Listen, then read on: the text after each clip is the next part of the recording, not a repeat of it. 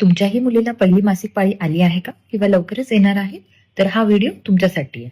90% पालकांना पहिल्या पाळीबद्दल ह्या गोष्टी माहीत नसतात. मिनार्च म्हणजेच मुलींना आलेली पहिली मासिक पाळी ही वयाच्या साधारण 9 ते 15 वर्षा दरम्यान येते.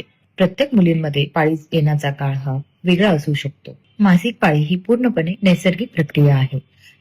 मासिक पाळीच्या वेळेस तुमच्या शरीरामध्ये मानसिक आणि शारीरिक बदलही होतात. तरीही पालकांनी आपल्या मुलांना याबद्दल काय माहिती दिली पाहिजे ते आज आपण जाणून घेणार आहोत. पहिल्या काही महिन्यांमध्ये मासिक पाळी ही अनियमित असू शकते, तर घाबरून जाऊ नका. पहिल्या काही महिन्यांमध्ये अनियमित पाळी असणे ही नॉर्मल गोष्ट आहे.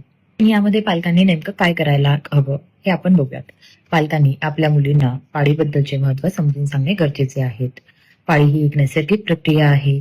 ती 5 ते 7 दिवसांपर्यंत असू शकते. त्यामध्ये तुम्हाला स्वच्छतेची काय काळजी घेतली पाहिजे आहे तेही तुम्ही तिला समजून सांगितले पाहिजे. मुलींना घाबरून जाऊ देऊ नका. पाळी हा आजारपण नाहीये, ती एक नैसर्गिक गोष्ट आहे हे समजवा.